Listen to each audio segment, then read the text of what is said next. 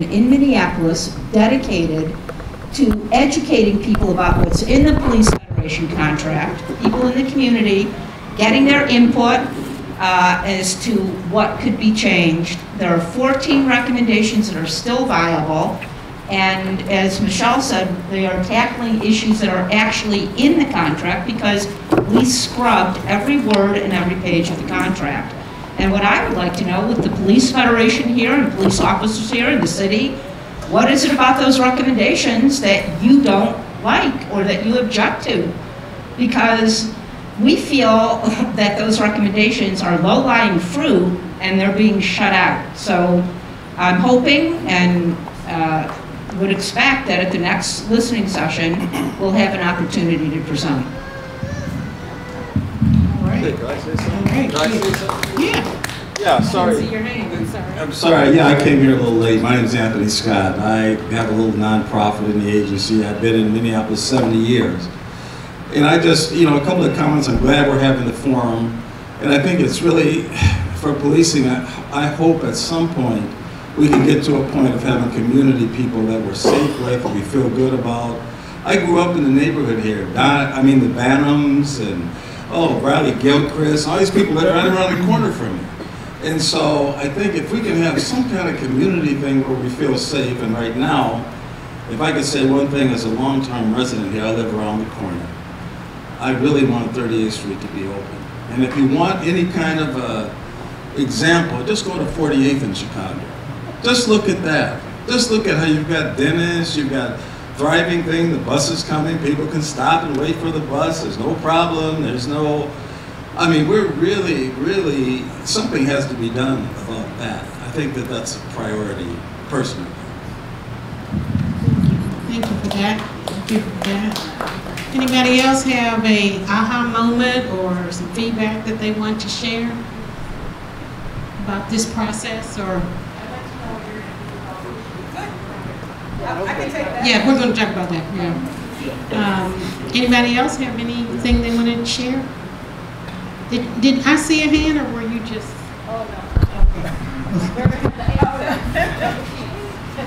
Yeah, I think that. Let me first say thank you very much for your participation here, however you got here.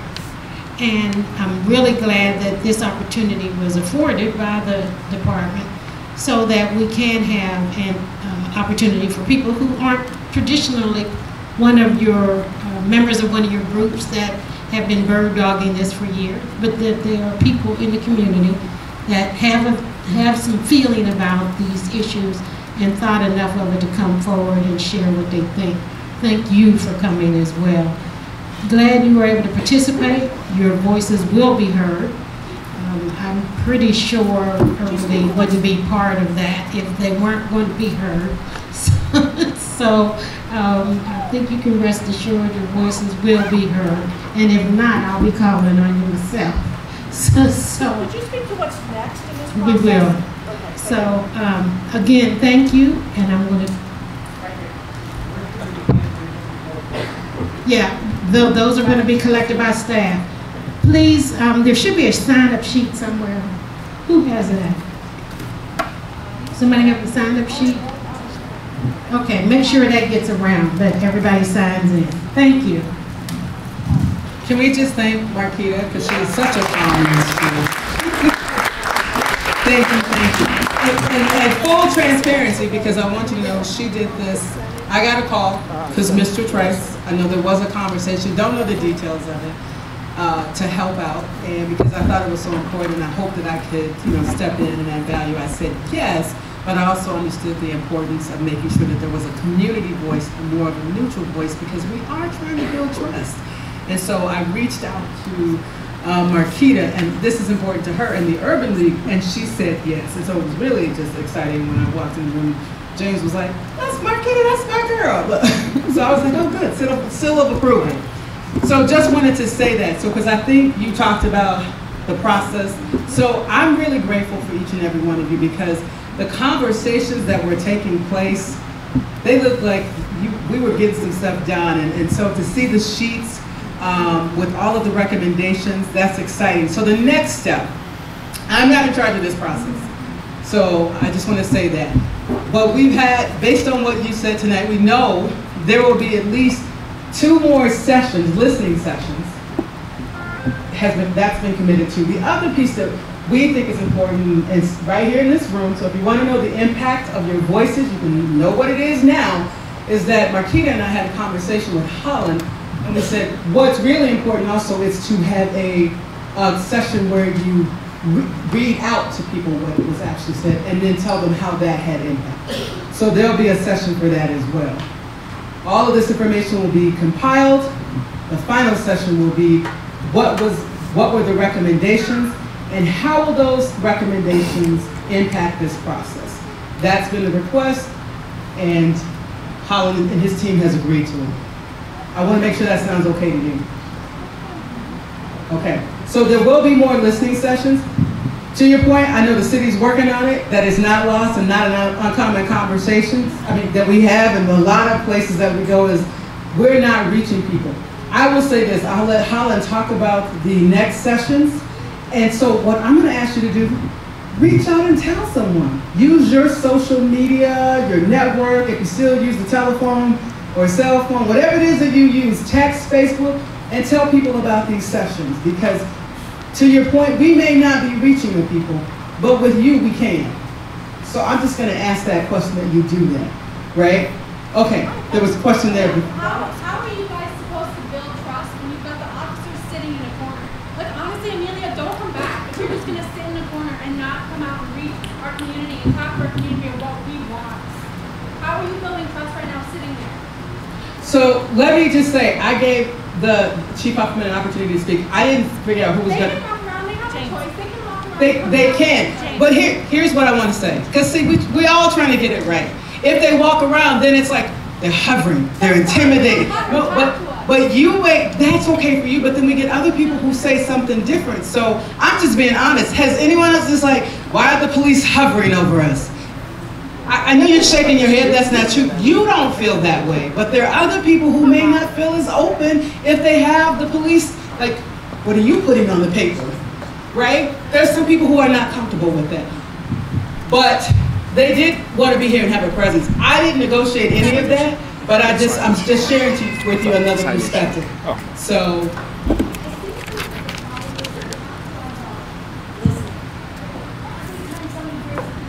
You tell us how there's another perspective, this is what it is, and you cannot just keep telling us we're wrong. I didn't say you were wrong. Yes. I'm not saying that you're wrong. I'm saying there are other people. What you're saying is you should say that's a great point. No, I think it point. is a great point. And then you say other people may have other points. Does anybody else have another point? Instead of speaking for the community, ask the community what they think. She brought up a great point.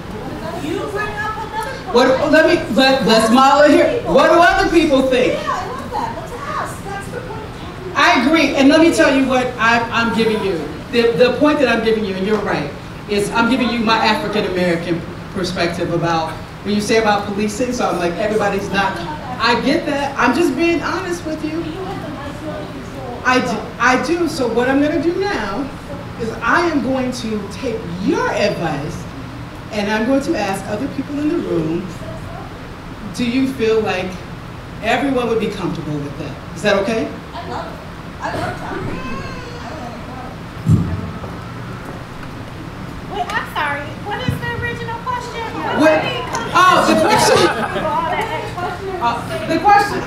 The question was, would you like the police to have the police chief come while you're writing or you're having those discussions to come and be a part of that? Or the police, I don't even want to put it on the chief, but police, because there's other folks here too. And I said, I think some people would be uncomfortable with that. But the point that came back was let other people speak for themselves and not answer because I have the mic. I got it, right? Okay. Sure, I'll say something. Okay, there was one here, one here, one here. So I think everybody's making some points. I think you're making a point. I think Sister Alberta is in a position that it's a difficult position. She's speaking for a lot of folks. At the same time, she's trying to make sure she's managing her relationships and her position. So let's just be a little sensitive to that. But I do hear your point. But I hear your point, but I want to talk about the point that you made. it is one thing for the police to hover. I mean, I'm a black man. I've been through some rough experiences with Minneapolis Police Department, so I'm not particularly in favor of being hovered over. But I wouldn't mind the officers coming and sitting and figuring this out with us. I wouldn't mind that. To show a clear separation, or it almost looks disinteresting, like, man, I'm here, I gotta be here, I'd rather be at home. That might be true, but I don't want to be able to read that. So just like sometimes as an organizer, I have to put that smile on my face after my wife then cussed me out, then we expect that same vigor and level of discipline from you all, and intentionality. So that's one thing. The one thing that I actually want to ask about is, as an organizer, my passion is always about the everyday people, the people who do not know what is going on, the process. And if anybody knows my organizing, I pride myself on being on the grounds, because somehow we took the most important process of galvanizing the community and we've labeled it an entry-level position. So what I've done is purposely amplifying the actions of connecting with people on the grounds. And I am doing and professing publicly to the police that I'm on the grounds every day.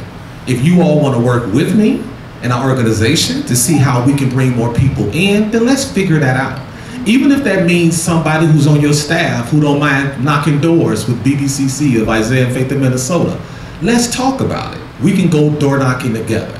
But to have a space where a lot of us are just preaching to the choir, to me, it almost is kind of a waste of time. We need to get the people in here who are highly impacted, who've been targeted, the investigation is based off of. We need those folks in here. And I'm smart enough to know that I don't have all the answers, and I don't have the capacity to bring all of those people in here.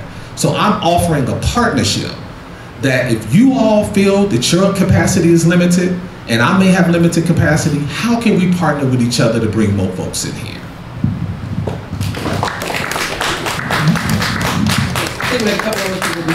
Here. Oh, yeah, I'm just a couple of words. I'm, like I say, a long time person here. I was a supervisor at Hennepin Child Protection 25 years. And in that time, we had all kind of leaders. I mean, we had a revolving door of people come in. Leadership comes in all kind of different ways. And one of the things I'll just say as example, as a child protection worker, I had to go to a meeting after work at a church, and there was a lot of women that were cooking for their kids there. They had a big meeting. And then when I said, I'm in child protection, I thought they were going to start throwing food at me. I thought they were going to just jump up and down, and we had the greatest discussion after I learned what do they feel about our services in child protection. What can we do better? And I think sometimes listening and coming to the community and being here and feeling just how passionate they are, what we feel in our communities, to me, that's a great first step. And when I went to that particular meeting and I heard women like, they're trying to take my kids away because I won't give them the Ritalin. They're bouncing off the walls. I said, talk to your doctor about that. Tell that they didn't know how to handle these kind of things. And I think once we listen to what people really want, then we can act from there. That's my only comment.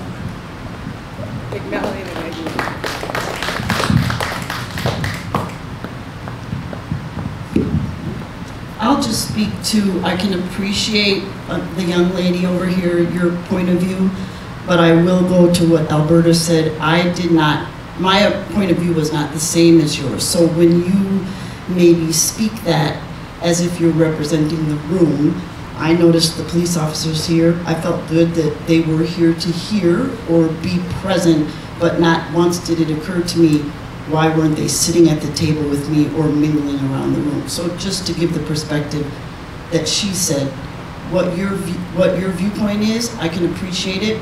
It doesn't mean it was mine. So that viewpoint could be different around the entire room. But it is their way right now. I'm sorry, Mr.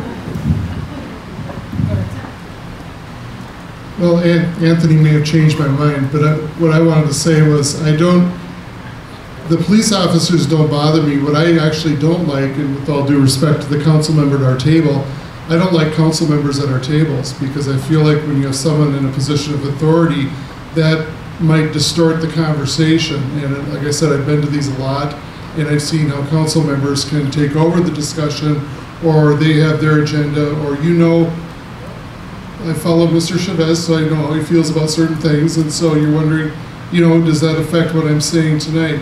So I would rather have, I don't care if council members are here, if they're just, observing, or they've come to see how many people are here. But I would rather have I guess I'll go back to my original, with all due respect to Anthony, about my initial perspective is, I would rather just have us participants at the tables and not have anyone from a position of authority with us. And I'm trying to get to people who haven't had an opportunity. I've been in the city for 30 years now, and was born here, but I would like to see, was born here and left and came back. But I would rather not see the present chief or the director of safety, public safety, be changed too quickly, because I think I've seen 7 or 8 chiefs go by. The problem isn't in the chief. The problem is in the ranks, or in the leadership ranks, not in the individual officers on the street. The officers on the street will do what you tell them, do what they're told to do. They'll obey orders, or they'll pay the price to the sergeants. And so somebody's got to recognize the fact that it's not the chiefs. Thank you. Okay, so Michelle's had a hand up for a second, so you had a question. I have a little proposal. Okay, can we have you have questions or a proposal? Question. Okay, can we get the questions and then we'll do the proposal, because we want to be mindful of the time, and so I think you had your hand up first. Okay, thank you. Not a question, but a commentary on our discussion, because I think it's good. So I'm a little bit of a nerd. So what I like to think about when I think about public participation in the democratic process and all that is that you and all of our elected officials here, and especially the police, you derive your power from the consent of the governed.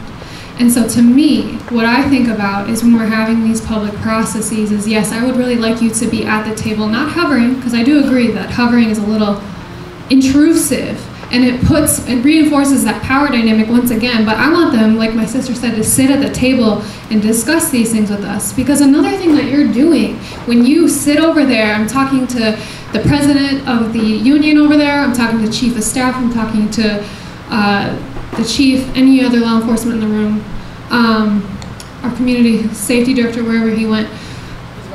Okay, hi, Sandra. I think it just reinforces that us versus them kind of attitude that we have in American policing today. And I see, you got the blue line wristband on. I see some of our officers wearing blue lines. And I wholeheartedly disagree with the idea of blue line, because it divides you from the community, and you are a part of the community. And if you're not here to act like you are a part of the community, then please find a different city to have your job in, because we don't want you here.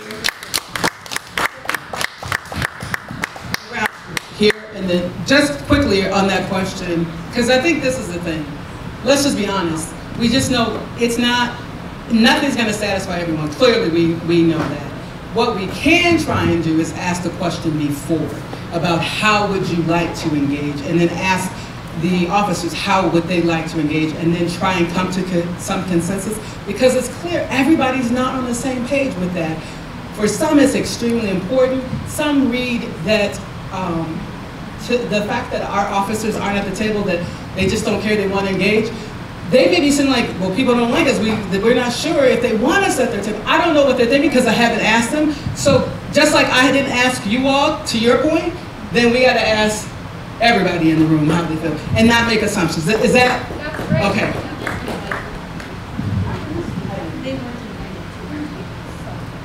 Oh, okay. Well, I love that. To me, I think that, everybody is never going to agree on exactly the process that we want to take, whether we want officers to be talking to us or not. But the most important part I still really want to hear you talk about is, what are you going to do with this information? Because no matter how we conduct this, whether the officers talk to us at all or not, if none of this stuff on these papers makes it into the contract, then this was all for nothing. And I wasn't being heard by the officers. So, and nobody here in the community will get heard by the officers. That's what we're worried about. So some people want to talk to the officers, some people don't. To me, like, that's an important conversation, but the most important is some of this stuff needs to make it through. Yep, I agree, and we talked about the process. So if you want to talk about the proposal, can you just talk about quickly the process again? And that there will be a readout, and then maybe that will, you'll see what But if it doesn't make it in the contract, but, the readout doesn't and matter. that's at the readout to determine what can and cannot be used. We had that same conversation just standing over there in the corner, and I was like, I agree with you. I don't, and I'm like, I hear what you're saying. So there needs to be that piece. How does this really impact? Actually, Marquita Stevens said it. How does this impact the contract? I'll just quickly say some things may be negotiable that are on the forms, some things may not. And so it's going to be a matter of, we're going to have to take in the information, we're going to try to evaluate it, and as was said, we're going to have an extra session to push out information on here's what we heard, some key findings. And from there, we're going to also try to put as much information as possible onto our website so everyone can review it. I would also say if there's that readout session, there should be, if something doesn't make it, you should know. Last question, then you. Okay. The reason why I called out Amelia is because I actually was a police explorer in 2011, and then I made my way into a community service officer in 2016 and 2017. I was sexually harassed. I witnessed officer misconduct. I witnessed officers drinking within a youth program and then driving the youth later in competitions. I witnessed, officers calling North Minneapolis a war zone. I witnessed officers sitting in corners talking mad crap about the community. I've witnessed all of this. I've gone through all of the stuff that we're talking about. I've made complaints. I, spoke to IA, and then I was retaliated against. I was threatened to be punched in the face for going to IA about sexual harassment. I've been through it, and so yeah, I'm gonna publicly call them out because they are a federation and they can help people who have made complaints. Instead, you've got Colleen Ryan talking about how she made it through, had hard times being a lesbian in our, police departments, and she's a liberal. They do go after liberal officers. They are told that, oh, in the beginning you're going to be a liberal officer, but at the end, that's not allowed. You have to be a Republican in order to, stay in this police department. Or you've got Art Knight, who actually spoke the truth about, the good old white boys who were being hired. We need more minority officers, and we need more women officers. And I think officers who are standing in the corner mocking, in my opinion, our community members aren't going to do anything. And so I think they need to start talking to the community, the people who are making the complaints, to actually do something and to make a change. But instead, they're sitting there and they just want to hide from it. So that's what I have to say. So I want to thank you for sharing your personal experience, because I know that couldn't have been easy. But so thank you for that. I have just a modest proposal. So I really like what's been being said. It's like, how do we know that this stuff is going to make it into the contract? We certainly know that the 14 recommendations we made before never got looked at. Right. What I'm proposing is, what if you formed a group of community members who could be advisors to your labor relations department, to you, and I know it's you and I think a few staff members. But what if you had a group of community members that could do that? We're very good in Minneapolis about having the mayor's work group and the this work group and the that work group, and those things are all good and valuable and useful. Why could you not just have a group of community? I'm not advising to be me, it could be anybody in this room. But why wouldn't you just form a group of community members that you can vet some of the ideas by, and that they can continue to share your ideas, the community's ideas, so that your work is informed by the community? That is my proposal. And it's great that you're going to do readbacks, but I think beyond that, why don't you actually interact with the community in that way? I think Mr. Trice is the last person.